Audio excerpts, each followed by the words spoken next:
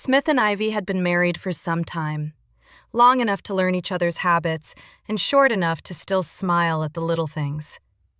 They had one daughter, a bright little girl who filled the house with laughter and noise.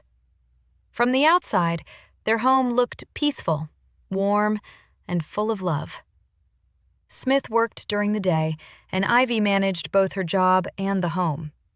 In the evenings, Smith often returned with small surprises, sometimes snacks, sometimes toys for their daughter, sometimes just flowers for Ivy. Those evenings were their favorite.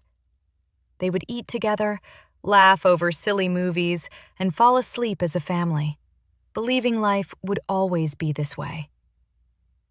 One weekend, Smith planned a short trip for them. They traveled together, took pictures, shared meals, and, for a while, the stress of life stayed far behind. Ivy felt grateful. Smith felt proud. Everything seemed fine. But life has a way of changing quietly.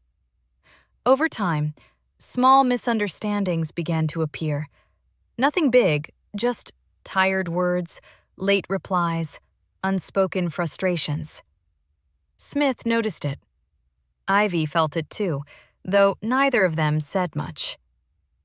One evening after work, Smith met up with his friends. Some were married, others weren't. The conversation flowed easily. Work, life, jokes, until it slowly turned serious. Marriage is risky. You never really know someone until life turns hard. Some women stay only when money is there. Remove that, and you'll see the truth. You really believe that? If you want to know if your wife truly loves you, test her. Lose everything. Smith didn't respond, but the words followed him home. That night, Smith came home earlier than usual, holding small gift bags. You're early. What's all this? Smith knelt and handed one to their daughter, then another to Ivy. Just felt like it. They spent the evening laughing, watching a movie, their daughter asleep between them. Ivy rested her head on Smith's shoulder. As Ivy slept that night, Smith stayed awake, staring at the ceiling, replaying his friend's words over and over again. One evening, Smith came home unusually late. His shoulders were heavy, his eyes tired. He dropped his bag by the door and sat without saying a word. Ivy noticed immediately. Smith, what's wrong? I lost my job today. What? How? They said they no longer need my position. I don't know what to do. Hey, don't worry. We'll handle this together. It won't break us. The days that followed were hard. Smith stayed home, helping around when he could, but there was always a heaviness in the house. Ivy became the one carrying everything: work, bills, food, their daughter's needs. Unknown to her, Smith had emptied their joint savings account. That money became what they lived on. Sometimes, Ivy would come home and notice something missing. Smith, where's the blender? I sold it. We need money.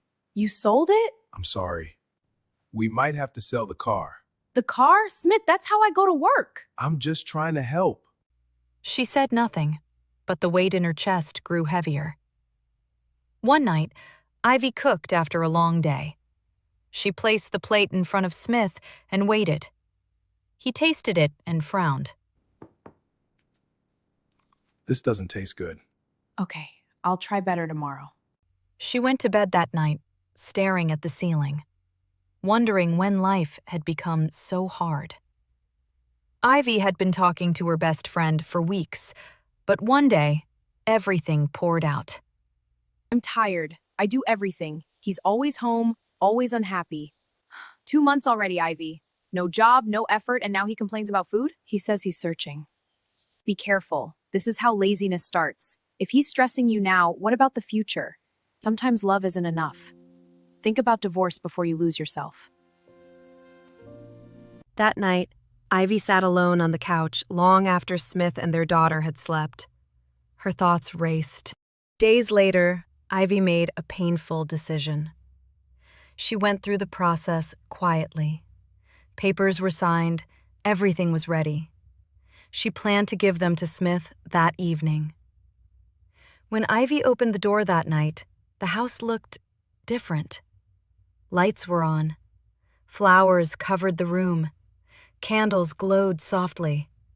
A banner on the wall read, "I'm sorry." She stood frozen, divorce envelope in her hand. Ivy, I'm sorry for everything. What is all this? I never lost my job. I took a long leave. I wanted to test if you'd stay. You tested me? I wanted to know if you really loved me. And you did. You stayed. Ivy's hands shook as she placed the envelope on the table. Smith noticed it. "What's that?" He opened it. Divorce papers. The room went silent. So this suffering was just a test? I'm sorry, Mel. Love isn't proven by pain. Anger, hurt, and betrayal mixed in her chest. Without another word, Ivy turned and walked out of the house. Smith stood there, realizing too late what his test had cost him. Was Smith right to test his wife's loyalty? Was Ivy right to walk away instead of waiting longer? Or did both of them make choices that destroyed their marriage? What do you think?